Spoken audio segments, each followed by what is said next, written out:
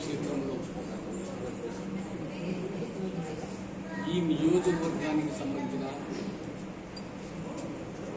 రాజకీయ పార్టీలు కానీ రాజకీయ అధినేతలు కానీ విధానాలపైన కొంత ఈ నియోజకవర్గ ప్రజలు, కార్యకర్తలు, ప్రజా సంఘాలు, వామపక్ష సంఘాల యొక్క అభిష్ట మేరకు, ప్రజల ఆకాంక్ష మేరకు పాలకులు కానీ పాలకపక్షం కానీ ప్రతిపక్షం వాళ్ళు కానీ వ్యవహరించాలనేది నేను ఈ సందర్భంగా ఉద్ఘాటిస్తున్నటువంటి సందర్భం. ముఖ్యంగా నేను ఈ నియోజకవర్గానికి 2009 నుండి 2014 వరకు ఎమ్మెల్యేగా సేవ చేసే భాగ్యము నందికొట్టు నియోజకవర్గ ప్రజలు, నాయకుల సహకారంతో నేను ఎమ్మెల్యేగా గెలుపొందడం జరిగింది. ఆ రోజున ఇదే రాజకీయ నాయకులు, ఇదే రాజకీయ పక్షాలు ఉన్నటువంటి నాయకత్వము ఆ రోజు నుండి ఈ రోజు ఉంటుంది. తర్వాత కాలక్రమేణా నాయకత్వంలో మార్పు అనే దానికన్నా ప్రజాప్రతినిధులుగా ఎన్నుకోబడ్డటువంటి నాయకులు ప్రజాస్వామ్యబద్ధంగా చట్ట పరిధిలో వారికి రావాల్సిన హక్కులు ప్రజలు కల్పించిన కానీ కూడా ప్రజల ద్వారా ప్రజాస్వామ్యంలో సంక్రమించిన హక్కులను ప్రొటెస్ట్ చేయడంలో ఎక్కడ విఫలమయ్యారు, విఫలం అవడం వలన ఇప్పుడు దాపరించినటువంటి విపత్కర పరిస్థితులు ఈ నియోజకవర్గంలో సంభవించినవనే దానికి నేను చెప్పడము ఒకటి సూచన. ఎందుకు ఈ సందర్భం చెప్తున్నానంటే, ఈ నియోజకవర్గము బలమైన నాయకత్వం ఉన్నటువంటి నియోజకవర్గం. ఈ నియోజకవర్గము సమృద్ధిగా వనరులు ఉన్నటువంటి నియోజకవర్గం. ఈ నియోజకవర్గము అభివృద్ధికి ఆమడ దూరంలో ఉన్నటువంటి నియోజకవర్గం.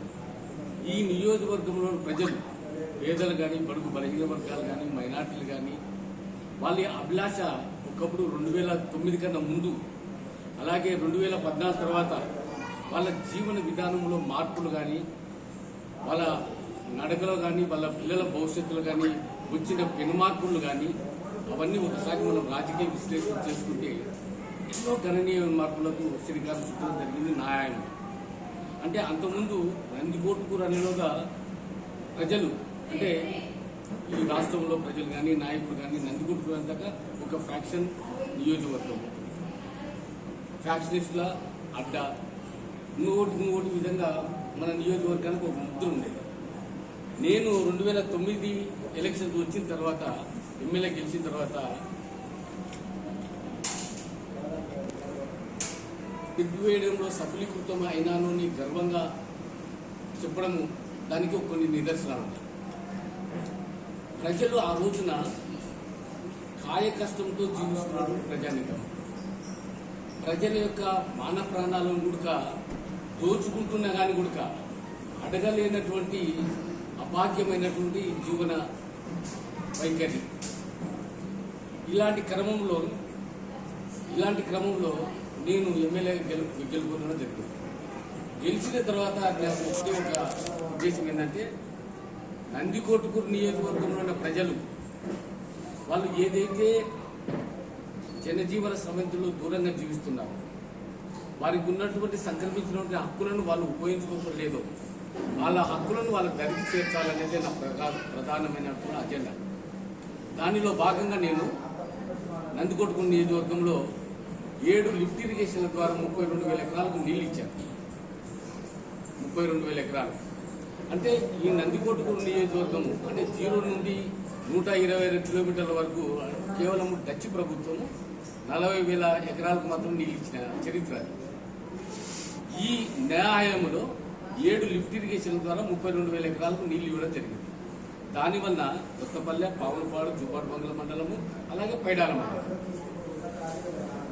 దానివల్ల 32,000 ఎకరాలకు నీళ్ళు ఇవ్వడం వల్ల ప్రజల జీవన విధానంలో మార్పు ఏ విధంగా వచ్చింది అని దానికి నేను ఎగ్జాంపుల్ ఏంటంటే, ఒకప్పుడు ఈ ప్రాంతంలో ఉన్న పొలము 5,000, 10,000 రూపాయలకు విక్రయించినటువంటి, ఎందుకంటే మొత్తం కూడా ఇందిరమ్మ ఇచ్చినటువంటి అసైన్ భూమి. ఆ రోజు వాళ్ళకున్న ఆ పట్ట పొలాలను 5,000, 10,000 అమ్ముకొని వాళ్ళ జీవనం సాగించే విధానంలో ఉండేటువంటి స్వరూపం. నేను దేవుని దేవుల నాకు ఇచ్చిన అవకాశం ఉంటే నేను 32,000 ఎకరాలు నీళ్ళు ఇవ్వడం వల్ల ఈ రోజున ప్రతి గ్రామంలో కానీ ప్రతి పేదవాడు ఎవరికైతే భూమి ఉంది ఆ భూమికి నీళ్ళు ఇచ్చాను. నీళ్లు రావడం వల్ల అతనికి గ్రామంలో రైతు అనే ముద్ర పడింది. అతని జీవన విధానం మెరుగుగా రైతుకు వచ్చినటువంటి గౌరవం వచ్చింది. అలాగే ప్రతి రైతు కూడా సంవత్సరానికి 2 లక్షల నుండి 3 లక్షల వరకు పంటలు తీస్తున్నాడు. ఈరోజు అదే పొలము 10,000, 10 లక్షల నుండి వరకు కూడా క్రయ విక్రయాలు కూడా చేసుకునే సౌలభ్యం ఉంది. ఈ ప్రభుత్వంలో ఏదైతే 20 ఏళ్ళు 30 ఏళ్ళు అసైన్ భూములు ఉండే దాన్ని అమ్ముకునే హక్కు ఉండి ఈ ప్రభుత్వం ఇచ్చింది. అది దానివల్ల వాళ్ళకు 2 లక్షలు 3 లక్షలు నెలకు ఇన్కమ్ వచ్చే, సంవత్సరానికి ఇన్కమ్ వచ్చే విధంగా నేను చేయడం వల్ల వాళ్ళ పిల్లలను చదివించుకోవాలని, లేకుంటే వాళ్ళ జీవన విధానం మెరుగుగా, అంటే గ్రామంలో అందరితో పాటుగా మెరుగుగా ఎలా జీవించాలనే దానికి ఆలోచన విధంగా కానీ ఇదొకటి చేయడం. అలాగే 98